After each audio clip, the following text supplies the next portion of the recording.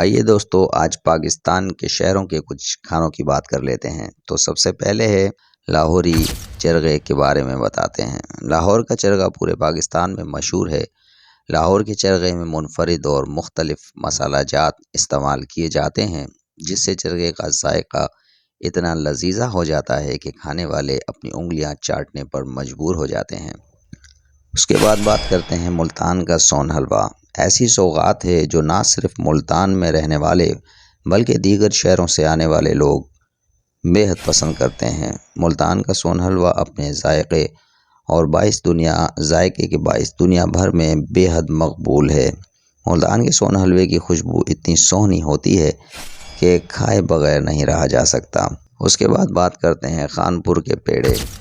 اپنے منفرد ذائقے اور لذت کی وجہ سے پورے پاکستان میں کافی مشہور ہیں۔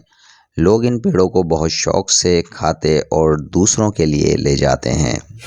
سندھی بریانی کی بات کریں۔ سندھی بریانی پاکستان بھر میں مشہور ہے۔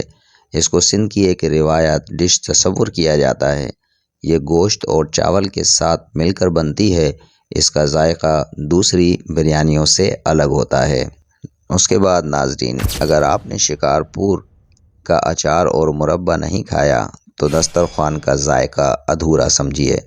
شکارپور کا اچار اپنی کھٹاس اور ذائقے کے لحاظ سے پورے پاکستان میں مشہور ہے اور لوگ اسے کافی شوق سے کھاتے ہیں، جبکہ اس فرمائش کر کے منگوایا بھی جاتا ہے۔